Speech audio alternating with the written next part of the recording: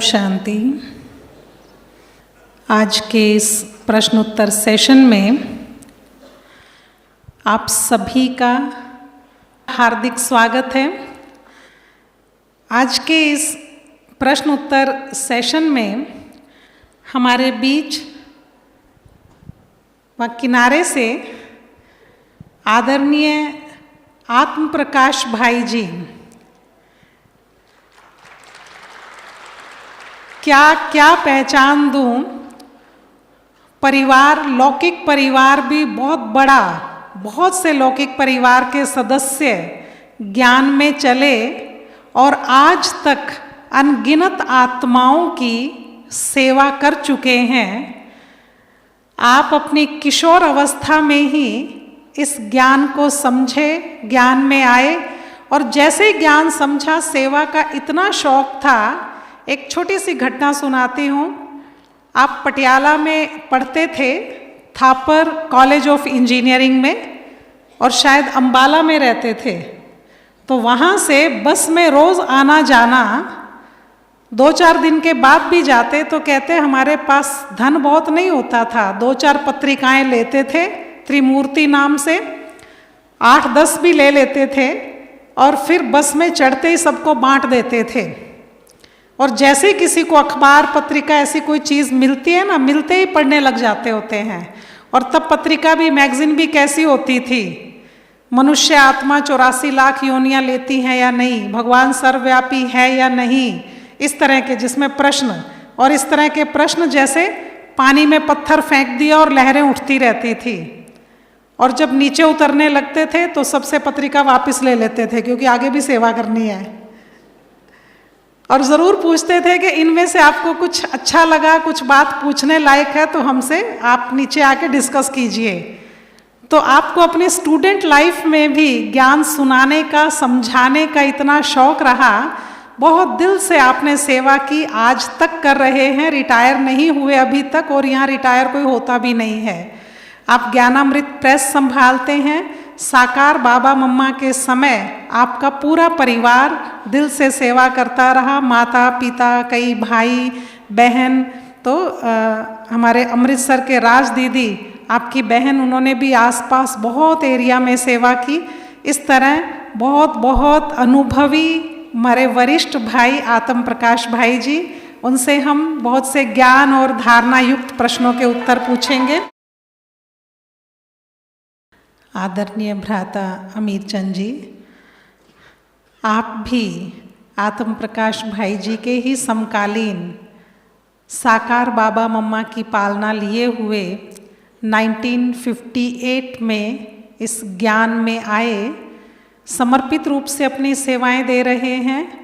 ज्ञान में आते ही सभी धारणाओं को इतना जल्दी समझा कि अगर 7 दिन बाद दादी ने, मनोहर दादी ने बताया कि शुद्ध भोजन खाना है, तो इन्होंने हैरानी से पूछा कि पहले दिन ही क्यों नहीं बता दिया।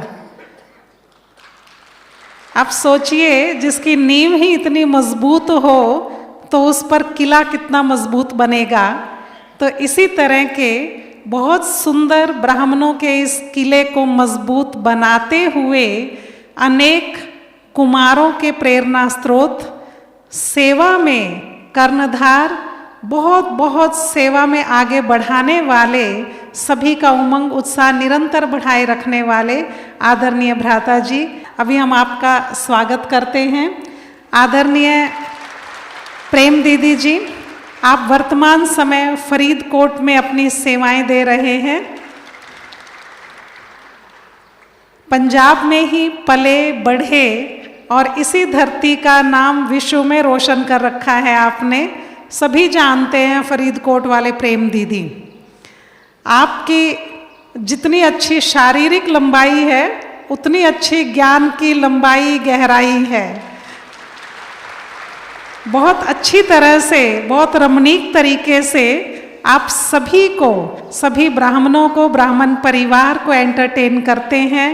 सबको बात बात में, दिल से, मजाक मजाक में भी बहुत अच्छी धारणा की गहरी बातें बताते हैं।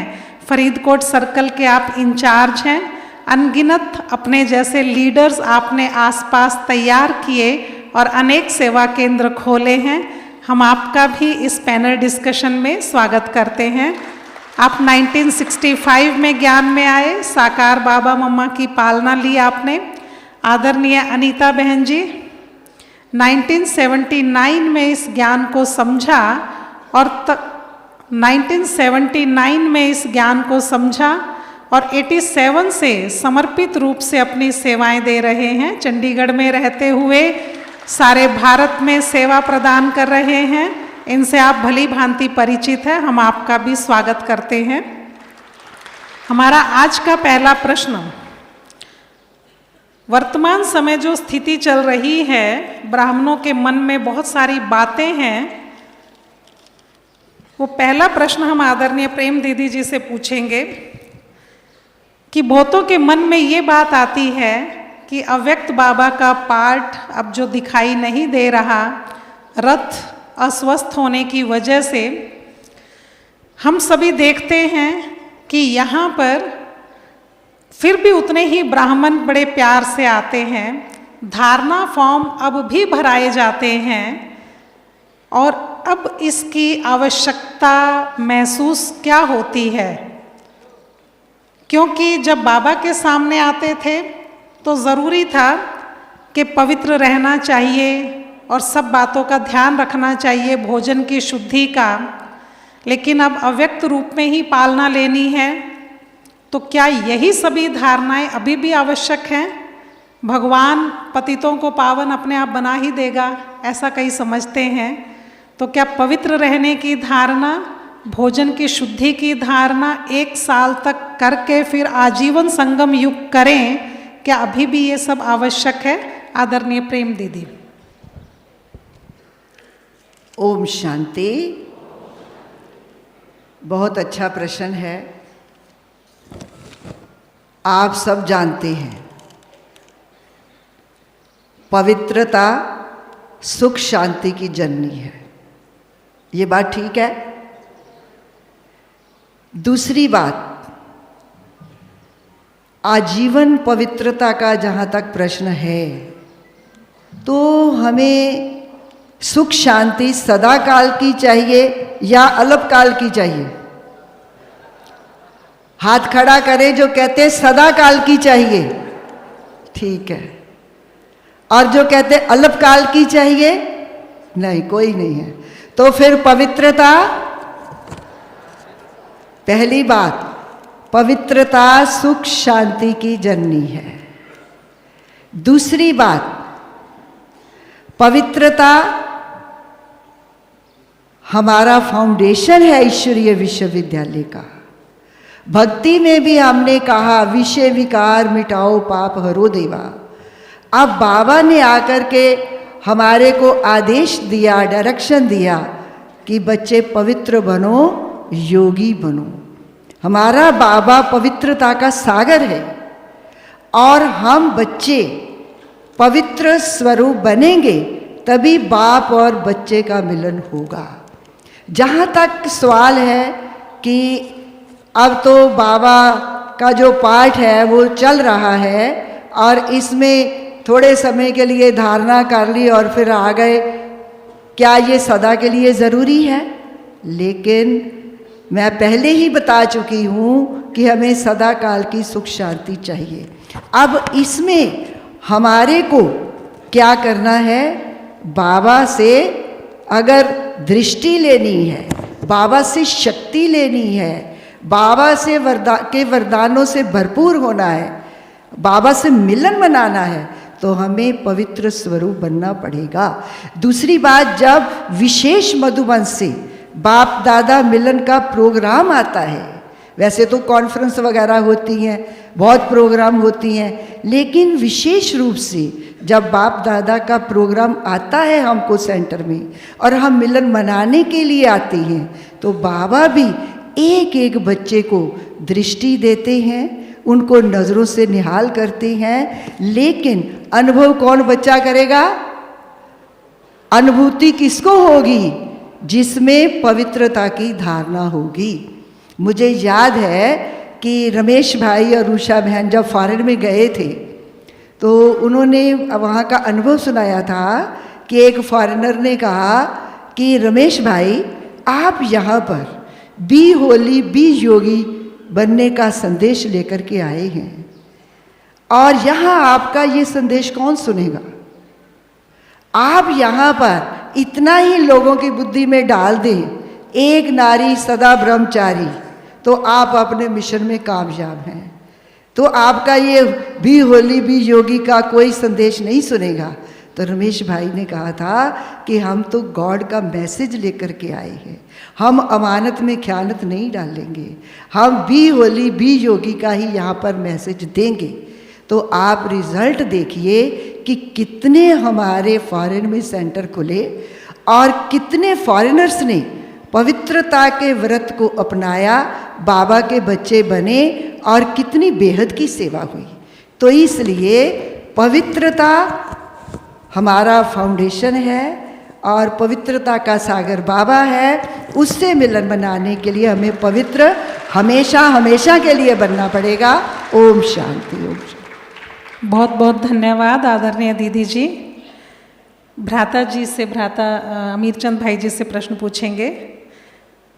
एक कुमार भाई ने लिखा है कि मुझे बॉडी बिल्डिंग का बहुत शौक है, इसीलिए मैं जिम जाता हूँ, फिट रहने की पूरी लालसा है मेरे अंदर, लेकिन मुझे ये पता भी है कि इससे देह अभिमान बहुत आता है, क्योंकि देह की बातें करते हैं, देह को स्वस्थ रखने का सोचते रहते हैं, खुराक और ये सब उसी हिसाब से चाहिए। क्या करूं जो मैं फिट भी रहूं और मुझे देह अभिमान भी ना आए? भ्राता जी, प्रैक्टिकल बात है उसकी। जिम में जाना या एक्सरसाइज करना और इसके साथ देह अभिमान को जोड़ना, ये तो मेरी अपनी सोच है ना। शरीर को तंदुरुस्त रखना और उसके लिए कोई एक्सरसाइज करना, ये तो अच्छी बात है। शरीर को तो ठीक रखना ही है ना।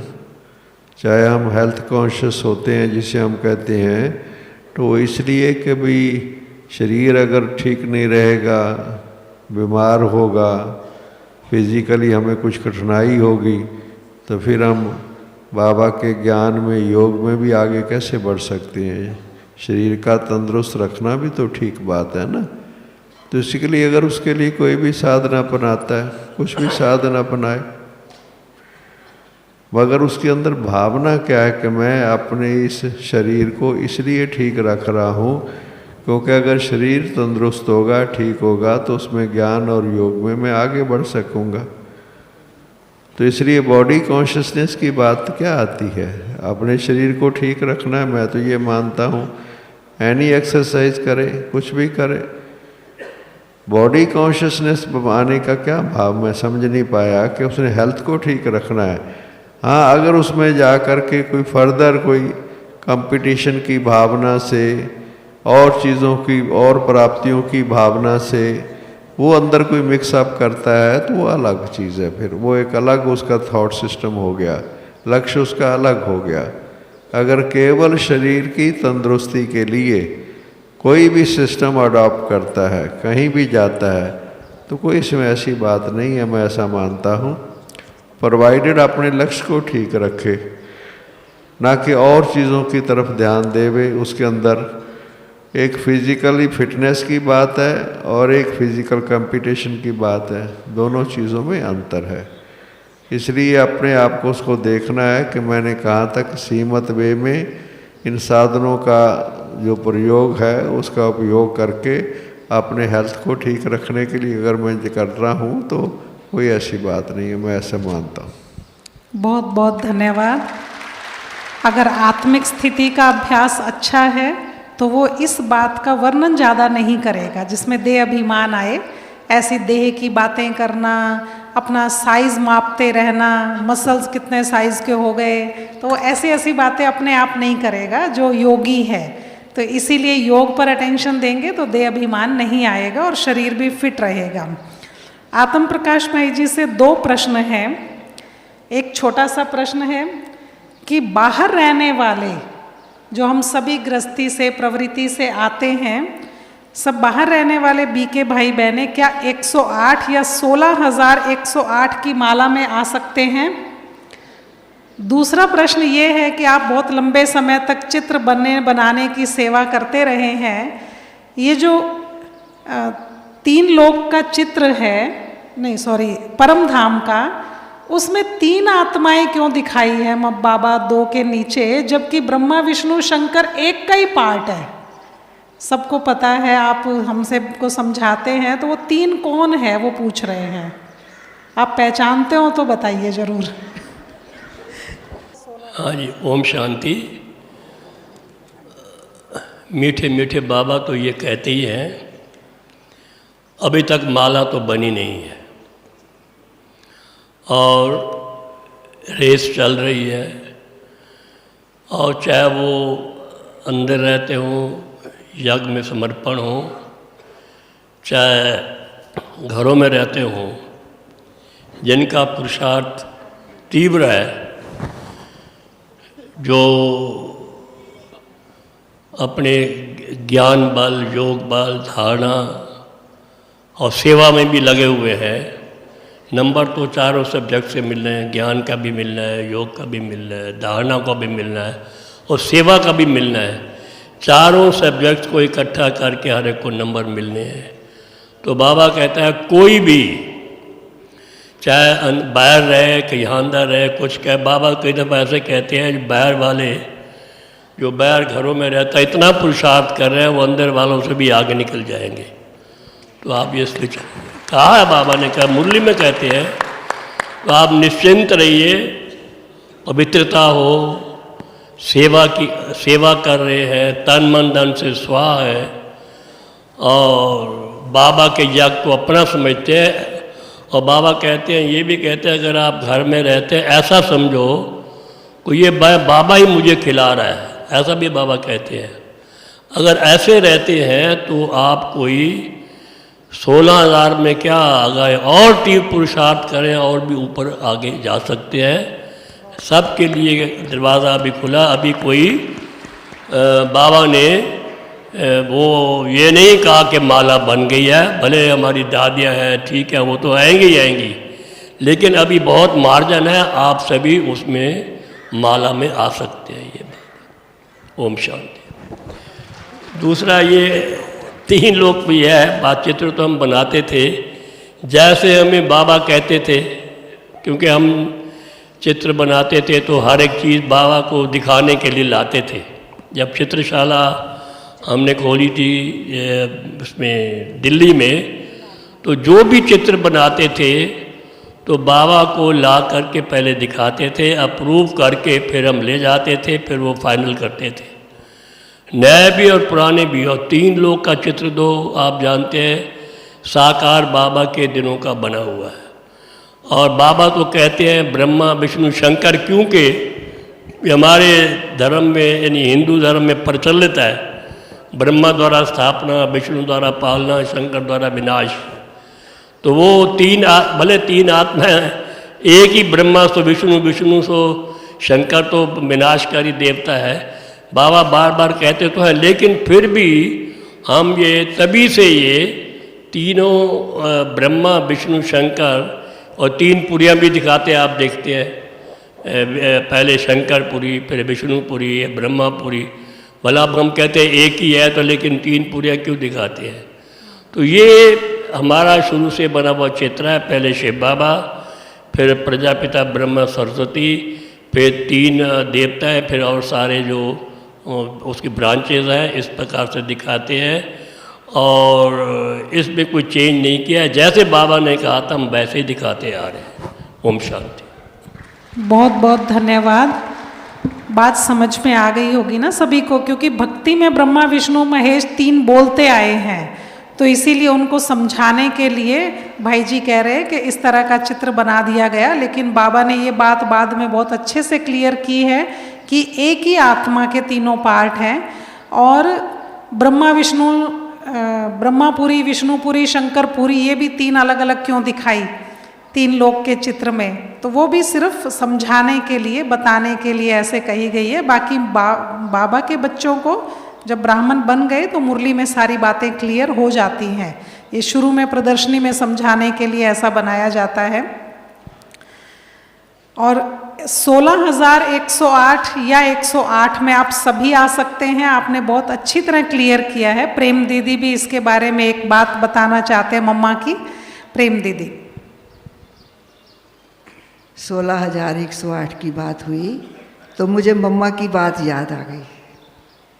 एक बार मम्मा से एक बच्चे ने पूछा था कि बाबा मम्मा मैं तो अभी 5 साल से ज्ञान में हूँ और जो पिछले 40 वर्ष से आ रहा है वो तो मेरे से आगे ही रहेगा, मैं तो कभी आगे जा ही नहीं सकता, तो फिर इसका मतलब मैं क्या करूं?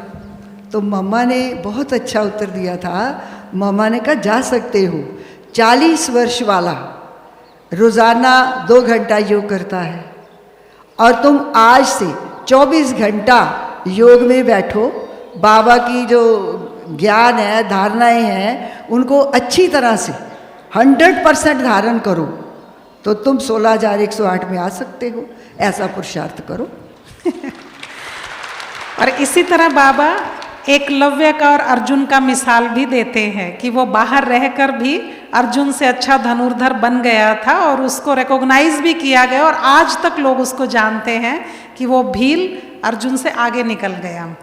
अब अगला सवाल हम अनीता दीदी से पूछेंगे कि बहुतों ने ये प्रश्न पूछा है, कम से कम 25 प्रश्न इसी बात पर आए हैं कि कर्म करते समय योग युक्त स्थिति रहती नहीं जैसी हम चाहते हैं। क्योंकि हम बात तो सुनते हैं कर्म योगी बने, कर्म और योग का बैलेंस रखें, तो ये स्थिति नहीं रहती है। और इसके साथ लगता हुआ दूसरा प्रश्न ये है कि गुस्सा भी आ जाता है। ऑफिस में काम करते हैं, बहुत शांत स्वरूप बन के मुरली सुन के जाते हैं, अच्छी तरह ब्रह्मा भोजन बना हुआ, नाश्ता किया हुआ, बना हुआ करके जाते हैं, लेकिन फिर भी वहाँ जाकर काम ही कुछ ऐसे कर देते हैं, लोग के क्रोध आता ही है। तो योग कैसे लगेगा? तो कर्म और योग का बैलेंस बड़ी बात है, कैसे बनाएं वो थोड़ा शॉर्ट में समझाएंगे अनीता दीदी। ओम शांति। ये ब्राह्मण जीवन का मुख्य सब्जेक्ट है, कर्म करते हुए योगी होकर रहना, क्योंकि उसी से ही कर्म की क्वालिटी इम्प्रूव होगी और दिव्य गुण दिखाई पड़ेंगे और हम देवता बनेंगे। बैठे बैठे अच्छा योग लगा लेना भी एक अच्छी स्थिति है, उन लोगों के कंपैरेटिवली अच्छी है जिनका बैठकर भी व्यर्थ संकल्पों में मन भटकता है। लेकिन कर्म तक हमारा योग चला जाए उसके लिए 2-3 बातों का अटेंशन रखना बहुत ज़रूरी है। पहली बात, हमारा जब योग में बैठक का समय है उसको हम क्वालिटी इम्प्रूव करें। क्वालिटी इम्प्रूव करना मतलब पूरा देह से न्यारा विधि पूर्वक बैठे, पूरा कनेक्शन बाबा के साथ, गहरे संबंध की अनुभूति, और बाबा से तब तक हम उठे नहीं जब तक हमें पूरी भासना आ जाए कि मेरी बुद्धि में केवल और केवल बाबा चमक रहा है। देह भान छूट गया, जैसे देह का भार ही नहीं महसूस हो रहा, न्यारेपन की फीलिंग, हम वतन में चले गए ऐसी फीलिंग, दुनिया भूल गई ऐसी फीलिंग जिस योग के द्वारा आती है, वो वाला योग अपने कर्म तक पहुंचता है। नहीं तो गीत बजा तो हम रो दिए, नाच दिए, मज़ा बहुत आया, 5 मिनट वो स्थिति भी थी, अगले 5 मिनट साधारण संकल्प भी थे, अगले 5 मिनट व्यर्थ संकल्प भी थे। ऐसे वाला योग कर्म तक कभी भी नहीं पहुंचता है।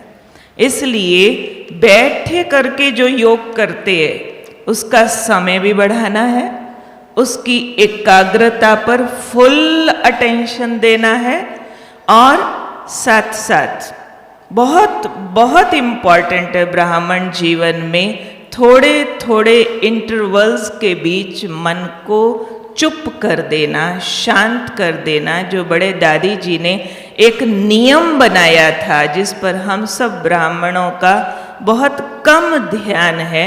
1 घंटे में 1 मिनट साइलेंस। यहाँ तक कि यहाँ भाई बहनें पार्टियाँ आई होती है, हम देखते हैं बज रहा है शांति की शक्ति से शांति जग में लानी है, और खाने वाले खाना खा रहे हैं, बातें करने वाले बातें कर रहे हैं, खरीदारी करने वाले खरीदारी कर रहे हैं। ज़रूरत ही नहीं समझते हैं कि ये कितना महत्वपूर्ण है।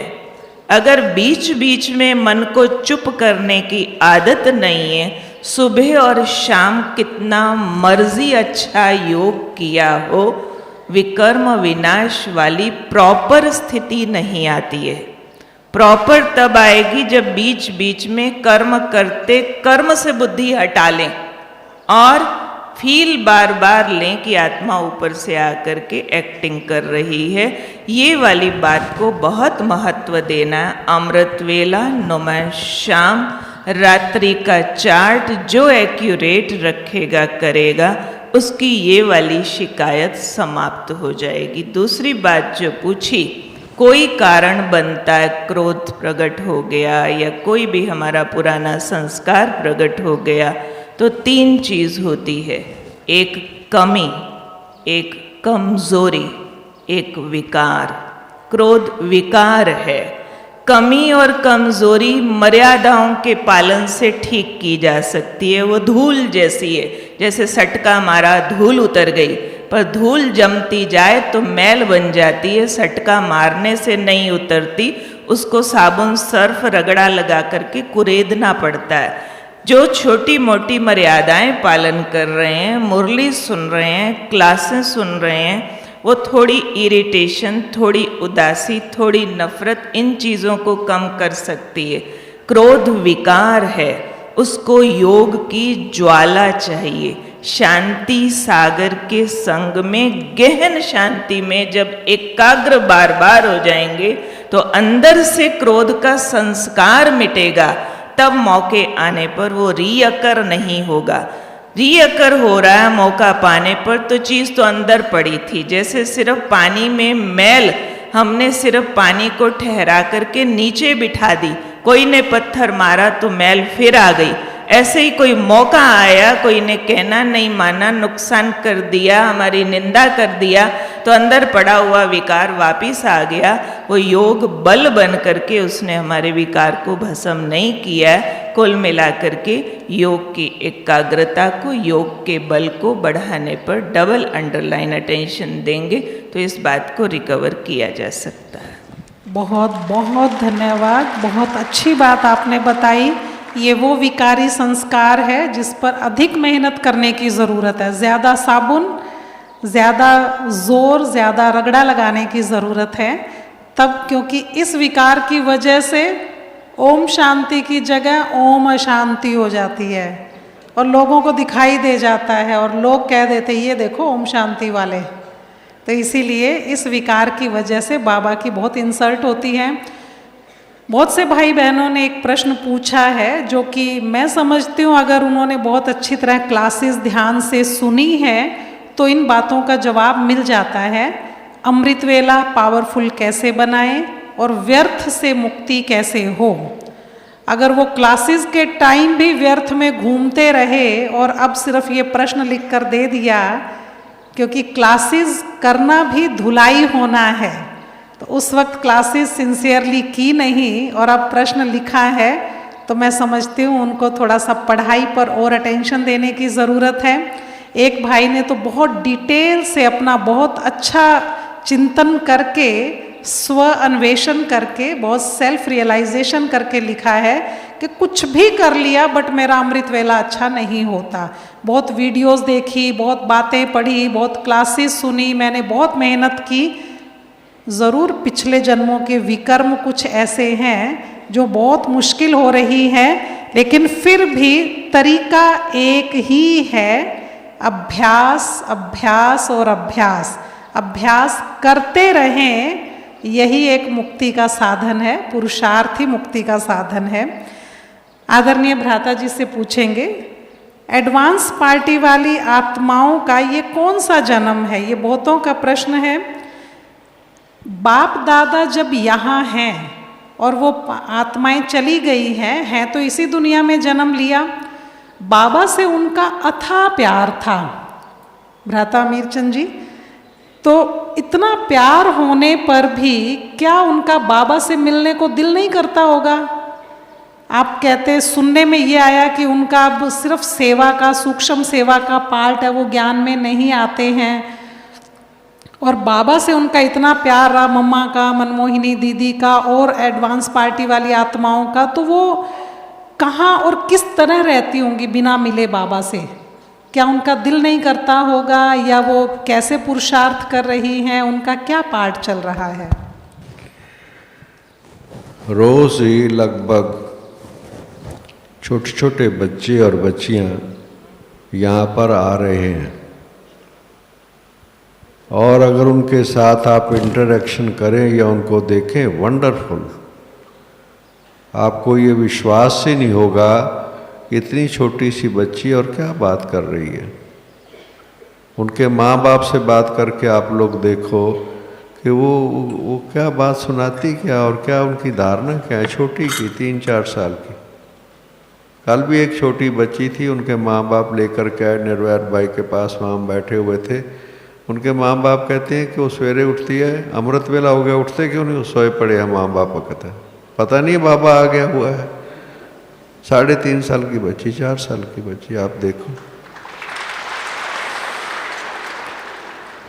इतने स्नेह और प्यार से निर्वैर भाई के पास, दादियों के पास, उनके पास जा कर के जैसे कि ऐसेपन, अपनेपन की फीलिंग देती है कि जैसे कि मैं तो वही हूँ, मैं तो वो अथॉरिटी वाली आत्मा हूँ, ऐसे फीलिंग देती हैं बिल्कुल ही। वहाँ पर भी हमने देखा, भी 15 सेक्टर की, यहाँ की 37 सेक्टर की कुमारी थी चंडीगढ़ में, जिसने डांस किया था विश्व जयंती के मौके पर, वहाँ 33 सेक्टर में, छोटी सी, आज छोटी सी थी। अरे बड़ी बात तो ये है कि डांस करके तो सारे भागते हैं, वो खड़ी रहती है, भाई मुझे गुलदस्ता भी नहीं देना आप लोगों ने। उसका सारे सिस्टम का पता है। अच्छा, वो खड़ी रहती है और उसके बाद भी उसको पता है कि आज केक कटेगा, ये करेगा, सबसे आगे वो खड़ी हुई थी। मैंने देखो फोटो, देखो उसकी। भैया अभी कोई केक कटेगा तो मेरी हाजिरी ज़रूरी है ना, मैंने तो वहाँ रहना है ना। ये क्या चीज़ है? मैं पीछे उज्जैन में गया था, एक एडवोकेट है, सिख फैमिली, उसकी बेटी वहाँ पर उनके साथ आ गई म्यूज़ियम देखने के लिए। 2-2.5 साल की थी, मैं जब गया था वहाँ पर। वो बहनें सुनाती हैं कि ये गई हुई आत्मा है, बड़ी पावरफुल आत्मा है। कहती पहले दिन ही आई माँ बाप के साथ, तो उनको कहती है जाओ, मैं यहाँ रहूँगी रात को, सवेरे आ जाऊँगी। अच्छा, और बड़ी बात है कि कहती है कि वो आकर के खटिया पर बैठ जाती है, दीदी आज मेरे लिए क्या बनाना है आपने? 2 साल की बच्ची, मैं ये खाऊंगी, ये बनाओ, चौकड़ी लगा के बैठी हुई है और सब बड़ी बहनों को आदेश कर रही है। ये क्या चीज़ है? आप देखिए कि ये एक छोटी बच्ची माँ बाप को छोड़ देवे, उनको कहो जाओ अपने घर में जाओ, मैं तो यहाँ रहूँगी दीदी के पास, सुबह स्कूल में जाना, आ जाऊँगी वहाँ पर। ये सब चीज़ें शो कर रही हैं कि ये वही आत्माएं हैं, और जो शुरू से ही देखो अपने माँ बाप को ले आई हैं ज्ञान के अंदर, वो वातावरण क्रिएट कर रही हैं। वो छोटी होते हुए भी वातावरण क्रिएट कर रही हैं, उनकी धारणाओं में मजबूती ला रही हैं। और कई ऐसे सुनाते हैं अनुभव कि जब से ये बच्ची पैदा हुई है और थोड़ी बड़ी हुई है, हमने पवित्रता की धारणा कर ली है। हमें अपने आप ही थॉट आया है कि अभी हमने पवित्र रहना। उम्र छोटी है उनकी, युगल की। ये क्या चीज़ है? वही आत्माएं तो हैं, जो ये आत्माएं जा रही हैं, हम उनको पहचान नहीं रहे, उनके नाम रूप को नहीं पहचान रहे कि ये पास्ट में क्या था और क्या था, वो नहीं है वो मेमोरी में हमारे, और वो सिस्टम भी यही है कि वो होना नहीं चाहिए। मगर they are very powerful souls, और इस ढंग से वो पाठ बजा रही हैं। आप उनका अगर पाठ देखेंगे छोटी छोटियों का, अभी हम लोग गए वहाँ पर, एक अमृतसर में एक फैमिली के पास हम लोग ठहरे भी थे, आत्म प्रकाश भी थे, मेरे ख्याल हम लोग ठहरे थे। वो छोटी सी बच्ची है, और उसकी देखो, उसने भिखारी माँ का दूध पिया ही नहीं, उसको बड़े भाई है जिसके कुछ डिस्टर्ब रहता था, ज्ञान में आए हैं, और वो छोटी बच्ची उनके घर पैदा होगी उसके भाई के पास, उसने उसको बड़े भाई को दे दी जो ज्ञान में चलते हैं, वो बड़े भाई के पास रहती है वो। मगर इतनी उसकी बातें सुनो, छोटी सी बच्ची, और राजबहन अमृतसर के साथ उसको इतना प्यार, बात मत पूछो कि डेली उसने सेंटर पर आना ही है। 2-2.5 साल की बच्ची है, और ज़रा लेट हो जाती तो मोबाइल पर कहती दीदी ट्रैफिक बहुत है आज, हम पहुंच रहे हैं, जल्दी पहुंचेंगे हम, ऐसे कहती है। अच्छा फिर और सुनो उसकी बातें, ये देखो कैसे वो आत्मा गई हुई है, जिससे पता लगता है।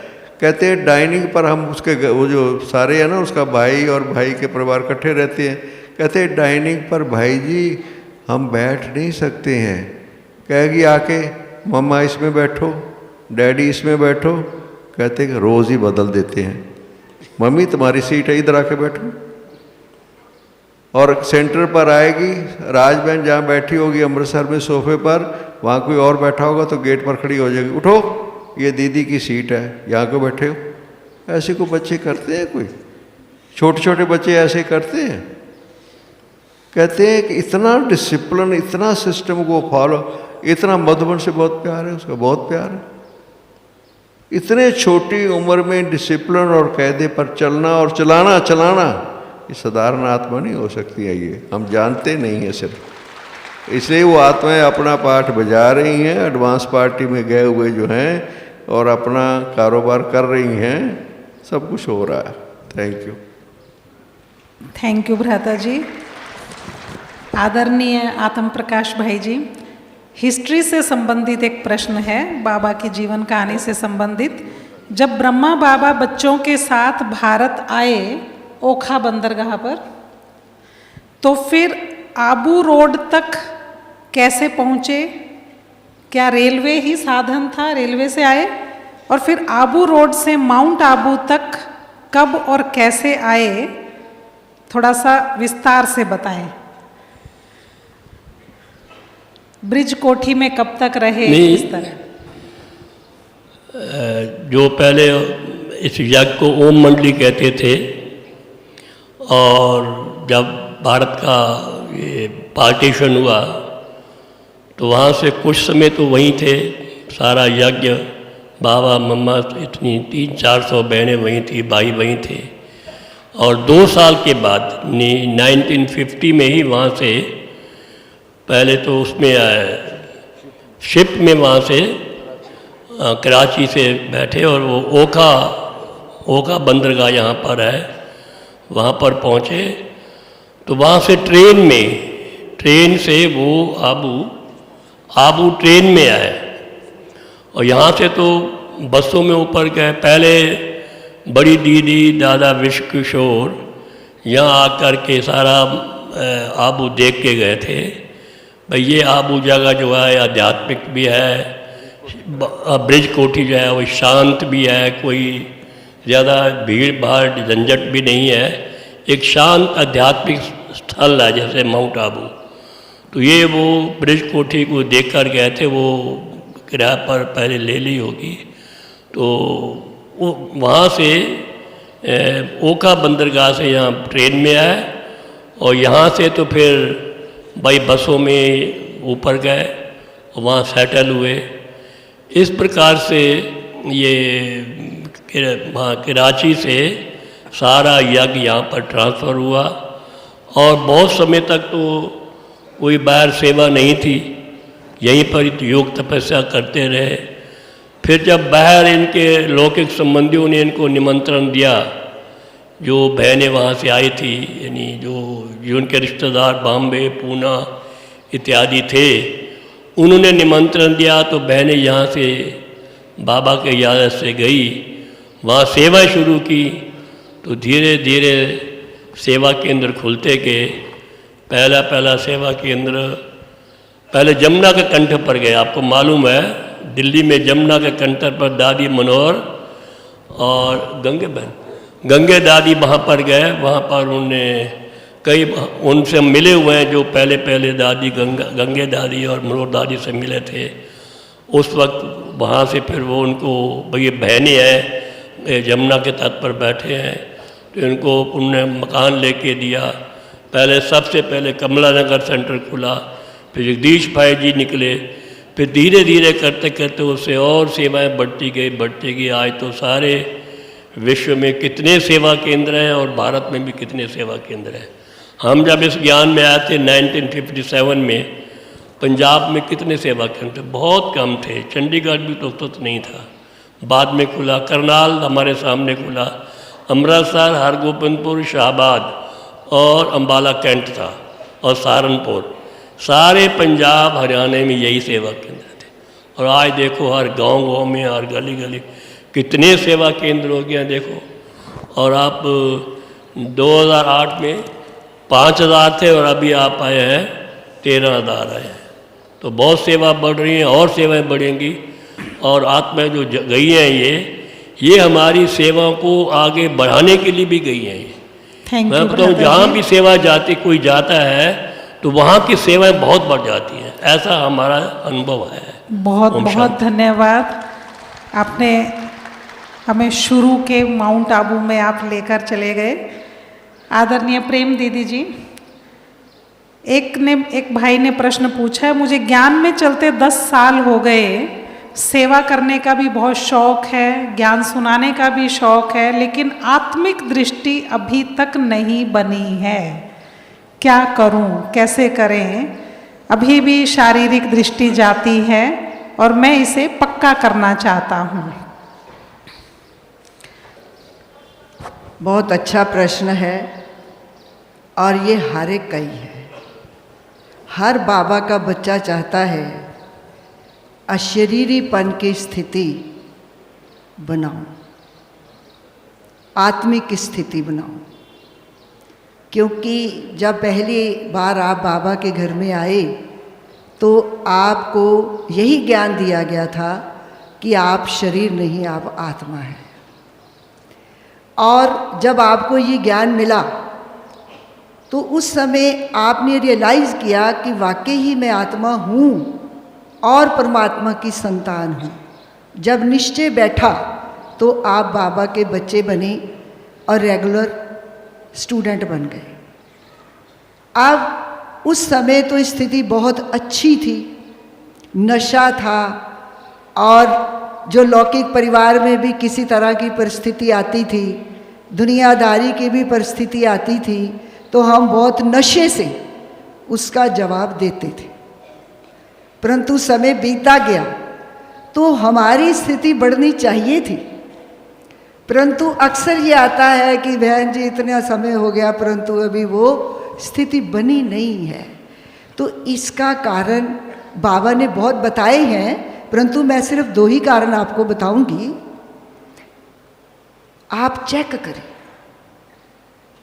कि कमी कमजोरी कहाँ पर है। पहली बात, मेरा अमृत वेला पावरफुल है या आलस में ही समय बीत जाता है। बाबा कहते मेरे 2 प्रकार के बच्चे हैं, एक नेमीनाथ, एक प्रेमीनाथ। एक तो नियम से बैठते हैं, बाबा ने कहा है सुबह उठ करके बैठना है, और एक प्रेम से बैठते हैं। जो प्रेमीनाथ है वो सारा दिन अपने बाबा से प्यार, अशरीरी अवस्था, आत्म स्थिति, चलते फिरते उठते बैठते, मैं कौन, मैं आत्मा हूँ, मैं आत्मा शांत स्वरूप हूँ, इस स्थिति का अभ्यास करें। दूसरी बात कि जब हम ज्ञान में चलते हैं, क्लास में आते हैं, तो हमें संग का रंग लगता है।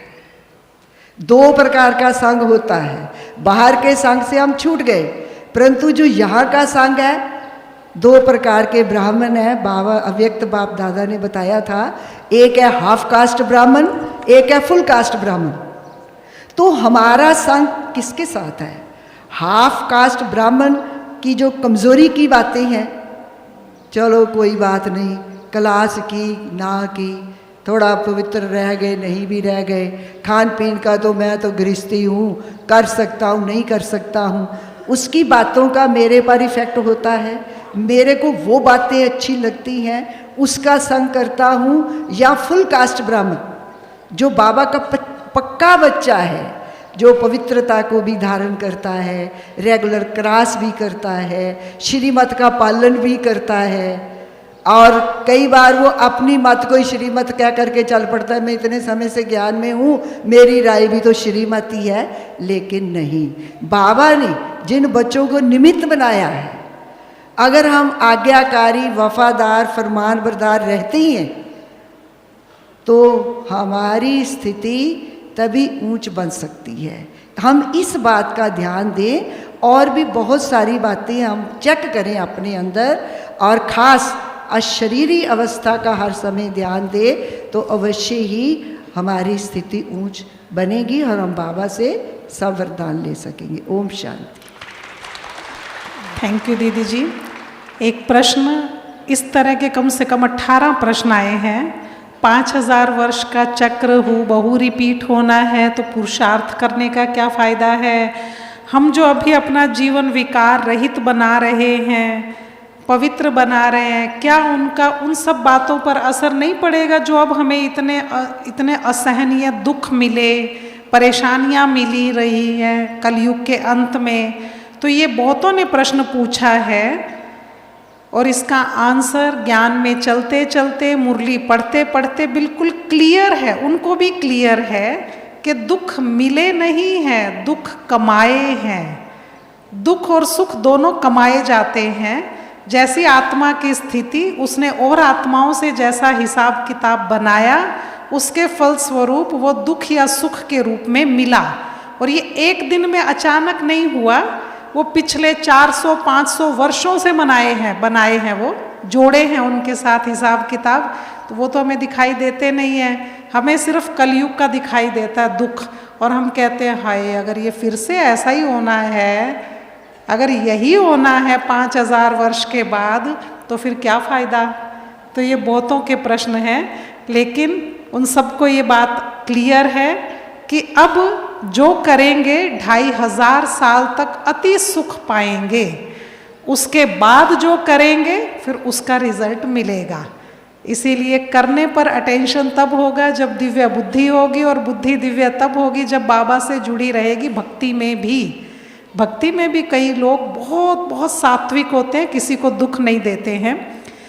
अनीता बहन जी से एक प्रश्न है, कईयों ने ये प्रश्न पूछा है, हम घर गृहस्थ में रहते हैं, बहुत शुद्ध पवित्र सिस्टम बना के रखना चाहते हैं, लेकिन ज़्यादा शुद्धि से रहें तो घर परिवार वालों को बहुत ऑब्जेक्शन होता है।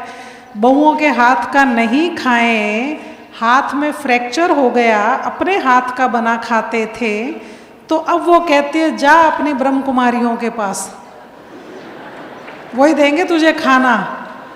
पानी को भी हाथ नहीं लगाने देती थी सास। अब क्या करें, तो हमें खाना पड़ता है उनके हाथ का। कहीं शादी ब्याह यहाँ जाएं तो भी चुपके से धीरे धीरे से हम ध्यान रखते हैं ऐसी धारणाओं का। ये भी लगभग पूछा तो 5-7 जनों ने है, लेकिन ईमानदारी से आप अपने आप से पूछो, लगभग 90% ब्राह्मणों का ये प्रश्न होता है, क्या करें, कैसे करें? फिर ठीक है, जैसा चलता है चल लेते हैं, इतना तो हम नहीं बन सकते, तो ऐसा सोच लेते हैं। तो कितना बन सकते हैं, कितना करना चाहिए, कितना नहीं करना चाहिए, आदरणीय अनीता दीदी बताएंगे। ओम शांति। ज्ञान, ये ईश्वरीय मार्ग अपने आप में एक परफेक्ट सांचा है, जिसमें ढल करके मानव को देव बनना है, और गॉडली लॉज उसके लिए हमें उस सांचे के रूप में बताए गए हैं कि ये खाका बनाओ तो देवता बन जाएंगे।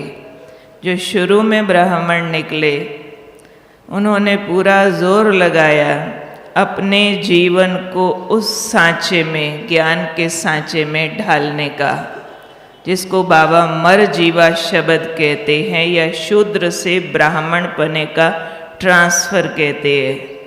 लेकिन फिर धीरे धीरे कईयों ने डेफिनेशंस अपनी सेट कर ली जीवन को ज्ञान के सांचे में ढालने के बजाय उस ज्ञान के सांचे की कोई कोई चीज खींच करके, नाक आंख कान टांग एक एक खींच करके इस जीवन में डाल करके इसको थोड़ा कंफर्टेबल कर लिया, थोड़ा गुस्सा घट जाए, थोड़ी फलानी बीमारी ठीक हो जाए, थोड़ा हमारा कारोबार ठीक हो जाए, पढ़ाई की एकाग्रता बढ़ जाए, मियाँ बीबी का झगड़ा ठीक हो जाए, तो समझो पाना था सो पा लिया। उन आत्माओं को वो लक्ष्य नहीं है कि हमको मनुष्य से देवता बनना है, तो वो मर्यादाओं में जीवन ढालने के बजाय मर्यादाओं से कॉम्प्रोमाइज कर लेते हैं। थोड़ा सा भी अगर मर्यादाओं के नाम पर सहन करना पड़े तो ये मर्यादाएं इंजेक्शन हैं, ये मर्यादाएं ऑपरेशन हैं। इंजेक्शन में भी सुई का दर्द होता है तो ऑपरेशन में भी चाकू लगने का पेट को दर्द होता है, लेकिन एक दर्द बहुत बड़े दर्द से छुड़ा देता है, मौत से छुड़ा देता है, उस बीमारी को नासूर बनने से छुड़ा देता है। ऐसे ही पवित्रता के लिए, शुद्ध भोजन के लिए गालियाँ खानी पड़ती है। पूरे ब्राह्मण परिवार ने 80 सालों से खाई है और धीरे धीरे वो गालियाँ घटती जा रही है, बढ़ नहीं रही है। अब लोग हमारी महानताओं के आगे नतमस्तक हो रहे हैं कि हमने तो इतना बोला, आपके इतने पेपर लिए, मान गए आपकी महानता को, आप भूखे रह गए पर आपने अशुद्ध नहीं खाया, आप तो देवता हो, आपके चरण पकड़ लेने चाहिए। लेकिन किसी किसी ने फिर 4 शब्द न सुनने पड़े इसलिए कॉम्प्रोमाइज कर लिया, तो उन्हीं को वो लोग कहते मान गए, आपकी बातों में कोई दम नहीं है, कहते कुछ और हो करते कुछ और। दोनों ही तरह के कमेंट्स मिलते हैं। जहाँ तक बहुओं के हाथ के खाने की बात है, कहीं आना जाना है, बाहर के खाने की बात है, तो जो हम शब्द यूज़ करते हैं, हम खाना चाहते नहीं है अशुद्ध, खाना पड़ता है। तो अपने ज्ञान की भाषा ये कहती है पढ़ता कुछ नहीं होता जब तक आप चाहो नहीं। जहाँ चाहा है वहाँ रहा है। आप बीमार भी हो गए तो भी बाबा आपको मदद करता है। जिन्होंने इसका दृढ़ता से पालन किया हुआ है उनको पूरा पूरा इस चीज़ का अनुभव है। बाबा ने कहा हुआ है पवित्र रहकर पवित्र ब्रह्मचारी के हाथ का बाबा की याद में बना हुआ भोग लगा हुआ भोजन बाबा की याद में रह कर के खाना है। वही आत्मा को बल देता है और उसी से हमारी योग में एकाग्रता होकर के जो और क्वेश्चंस पूछ रहे हैं वो सारी समस्याओं का समाधान होता है। अन्न फ्यूल है, फ्यूल ही ठीक नहीं डाला फिर हम योग की शिकायतें करेंगे तो वो शिकायतें कितने भी उत्तर सुन लो बनी रहेंगी। इसलिए चाहे अन्न की शुद्धि है चाहे ब्रह्मचर्य की पालना है, ये अपने ईश्वरीय जीवन का कानून है, नियम नहीं। कानून की उल्लंघना ऑफेंस होता है, नियम लोकलाइज होते हैं, अदली बदली किए जा सकते हैं।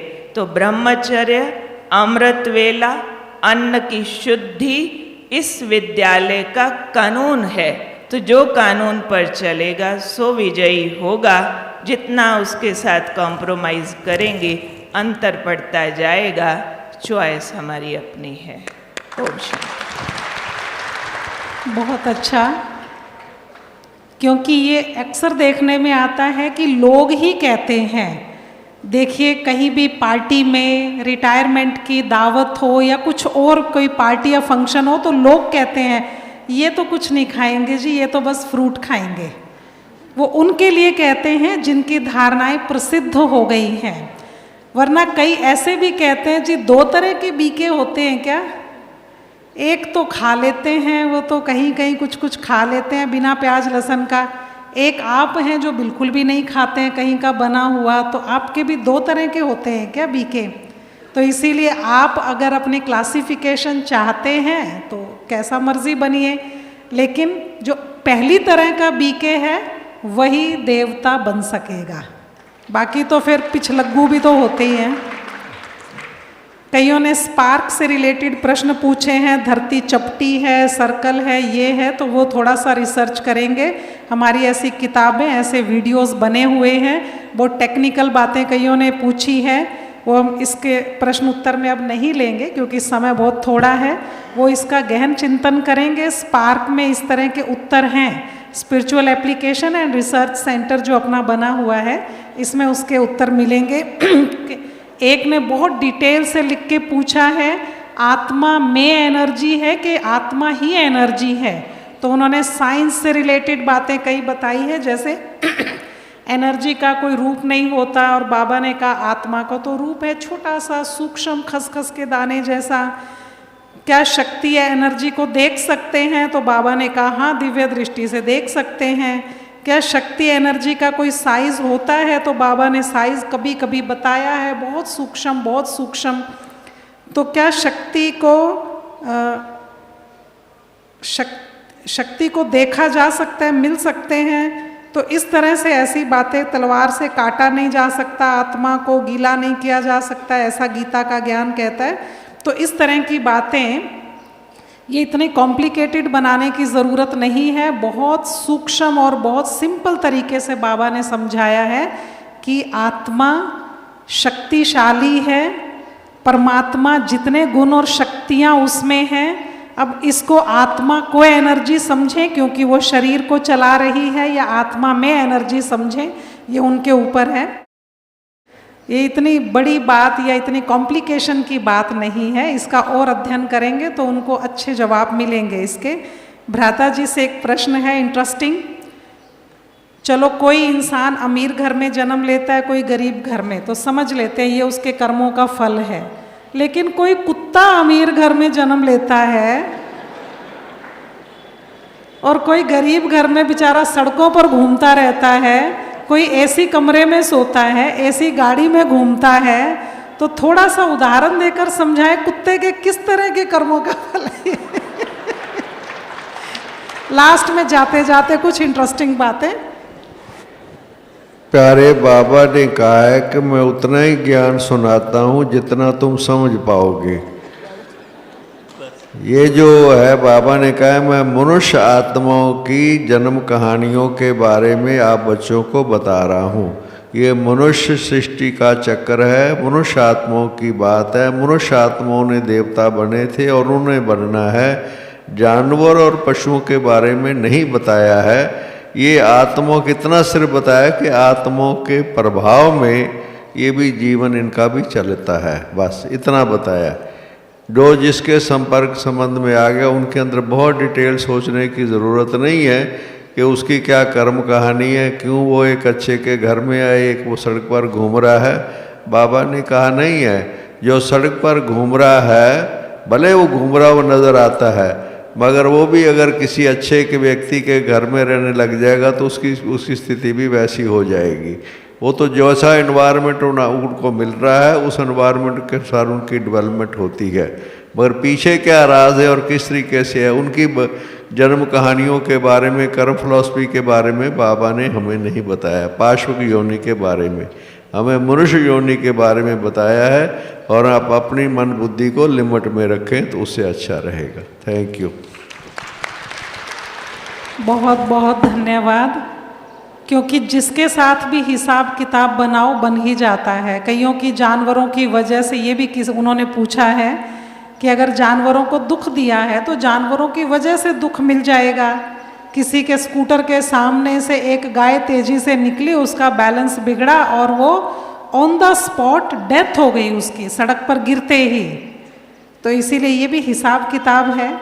किसी का इसी तरह से जानवरों की वजह से ही कुछ ना कुछ बीमारियां लगना, मौत होना, तो ये ज़रूर हिसाब किताब बनाए जा रहे हैं, तो बन रहे हैं। तो इसीलिए मनुष्य आत्मा खुद को देवता बनाने की सोचे। इस सत्र का ये लक्ष्य है कि हम सभी ज्ञान, योग और धारणाओं में बहुत बहुत अच्छे बन जाएं। प्रश्न कईयों के मन में और भी उछल रहे होंगे। हम अगले प्रश्न उत्तर सत्र का इंतज़ार करेंगे। उसके लिए जब भी बारी आएगी आपके और प्रश्न एंटरटेन किए जाएंगे। आपका मन खुश रहे एक छोटी सी बात और जाते जाते किसी के मन में ये भी आया कि हॉल नंबर 2, 3, 4 ये गेट खुलेंगे, गेट नंबर ये खुलेंगे और बाकी के गेट ऐसे खुलेंगे, बंद रहेंगे, जबकि सभी आत्माएं समान है बाबा के लिए, तो ऐसा क्यों? ज़रूर जिसके मन में प्रश्न उठा है, औरों के मन में आता होगा, उन्होंने पूछने की हिम्मत की है। ये कोई बहुत बड़ी बात नहीं है। आप भी अपने घर में इस तरह की मैनेजमेंट का ध्यान रखते हैं। अगर सारी भीड़ एक ही गेट से घुसेगी, 1 नंबर गेट से सब घुसना चाहते हैं, लेकिन सच्चाई ये है कि 1 नंबर गेट से सभी नहीं घुस सकते। सभी के सभी बिल्कुल आगे पहली लाइन में बैठना चाहते हैं, लेकिन सत्यता ये है कि सभी पहली लाइन में नहीं बैठ सकते। ये उनको भी पता है जिन्होंने प्रश्न पूछा है। कहीं ऑफिस में काम करते होंगे, घर में भी फंक्शंस करते होंगे, तो उन्होंने भी देखा होगा कि इस तरह की मैनेजमेंट की आवश्यकता पड़ती है कि जो बहुत दूर से आए हैं विदेशी, कई वर्षों में एक बार कभी बाबा से मिलने आते हैं, बहुत पैसा खर्च करके आते हैं, तो उनको थोड़ा सा सम्मान देना, उनकी पालना करना हम सबका कर्तव्य बनता है। तो इस हिसाब से कि उनको धक्का ना लगे, उन पर भारत के बीकेज का बैड इम्प्रेशन ना जाए कि उन्होंने धक्का दिया या गिर गए, इस वजह से ये मैनेजमेंट की जाती है कि वो अलग गेट से घुसें। टीचर्स जो पूरी ज़िंदगी लगा के बहुत बहुत भाई बहनों के लिए बहुत मेहनत करती हैं, आपको अच्छी अकोमोडेशन दिलाने में, अच्छा भोजन दिलाने में, बड़े प्यार से लेकर आने में, और वहाँ भी सेंटर पर भी इतनी पालना देती है, तो आपको अच्छा लगेगा कि उनको अलग से गेट से घुसें और आराम से बैठ जाएं। अगर वो आप सबके बीच में धक्के खाते हुए घुसें तो आपको भी अच्छा नहीं लगेगा। इसीलिए सिर्फ व्यवस्था को ठीक रखने के लिए किया जाता है। इसका इस बात से कतई कनेक्शन नहीं है कि ये किसी को ज़्यादा अच्छा या बुरा समझा जा रहा है। स्क्रीन पर जो दिखाई दे रहा है वो बिल्कुल एक जैसा दिखाई देता है लास्ट तक। सभी को भोजन एक जैसा ही मिलता है, कहीं भी बैठकर खाओ चाहे, तो इसीलिए सब्जियां सब एक जैसी ही बनती हैं। तो यहाँ पर इन बातों पर प्रश्न ना उठा के इसे एक अच्छी व्यवस्था का समझा जाए, कारण समझा जाए, तो आप भी प्रसन्न रहेंगे और दूसरे भी आपको देखकर प्रसन्न रहेंगे। अनीता दीदी कुछ शब्द कहना चाहेंगे इसके लिए।